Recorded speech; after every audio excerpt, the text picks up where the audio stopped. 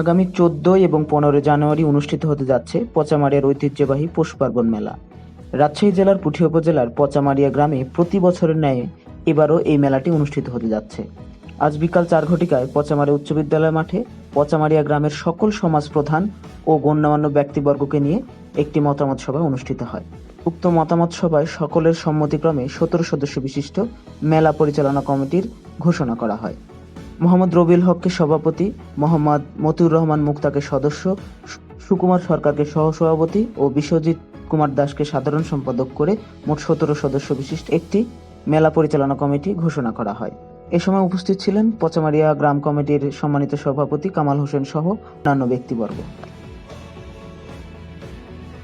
এই মেলাটি আমাদের ঐতিহ্যবাহী মেলা, আমরা অদ্যাবধি তা ধরে রেখেছি। এটার সাংস্কৃতিক অঙ্গন আমাদের হলো পূজা পার্বণ আছে, আমাদের মেলা যাত্রাপালা হয়, সেটা সাংস্কৃতিক ঝুমুর যাত্রা। আর এই মেলাটা কতদিন থেকে হচ্ছে আমরা কেউ বলতে পারি না। যখন আমরা ইন্ডিয়ায় গিয়েছি সেই সময় তখন দেখছি আমরা ইন্ডিয়া থেকে এসে এখানে মেলাটা হয়েছে। আমরা সেই মেলায় অংশগ্রহণ করতে পারিনি, যদিও আমাদের আসতে একটু দেরি হয়ে গেছিলো। আমরা ইন্ডিয়া থেকে ফিরে আসতে এই মেলাটা শেষ হয়ে যায়, আমরা কিন্তু এই মেলাটা দেখতে পারিনি। কিন্তু সেই বছরও আমাদের এই মেলাটা উদযাপিত হয়েছে। এই গ্রামের মুসলমানেরা এই মেলাটা পালন করে আসছে।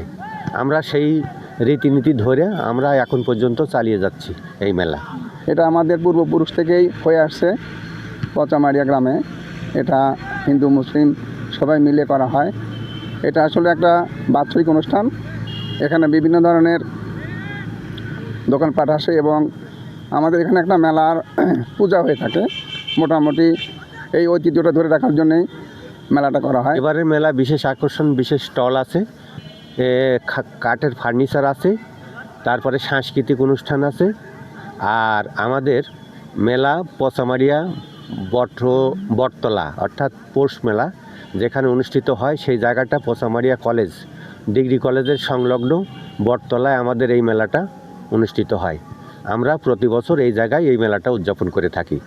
এবং আমরা এখানে করি কি, আমরা স্কুলের মাঠে আমরা এই জায়গাটা চেয়ে নিই স্কুল প্রতিষ্ঠান থেকে, এবং সেখানে সাংস্কৃতিক যে কাঠের ফার্নিচার বা বিভিন্ন অনুষ্ঠান হলে সাংস্কৃতিক অনুষ্ঠান আমরা এখানে করে থাকি। এই আমাদের মূল উদ্দেশ্য। আমরা এখানে যে মেলাটা করছি এই মেলাতে আমাদের হিন্দু মুসলমানে কোনো বিভেদ নাই, আমরা সবাই মিলিতভাবে এই মেলাটা সম্পূর্ণ করে থাকি। মূলত এই মেলা ছোটরা বেশি আনন্দ পায়, তাদের বিভিন্ন রকমের খেলার সামগ্রী এখানে বিক্রি হয়।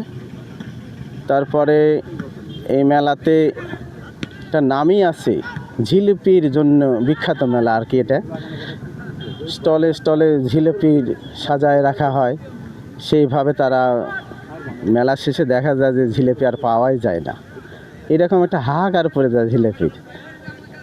এটা প্রতি বছরই হয়, কেউ বুঝতেই পারে না যে আসলে মেলাতে কি পরিমাণ জিলিপি করলে এটা আমরা সংকলন করতে পারবো। কিন্তু তারা উদ্যোগ নেয় ঠিকই, কিন্তু তদুপরি পেরে ওঠে না। অসাম্প্রদায়িক মেলা আর কি, যেটা বলেছে আমরা শুধু হিন্দু বাড়িতে না, মুসলমান বাড়িতেও প্রচুর আত্মীয় স্বজনের আনাগোনা, এবং মনে হয় যেন একটা মিলন মেলা এই মেলাতে আর কি কেন্দ্র করে। এটা খুব আসলে মজার একটা ব্যাপার, সবার বাড়িতে আত্মীয় স্বজন আসে, আমাদের এটা ভালোও লাগে।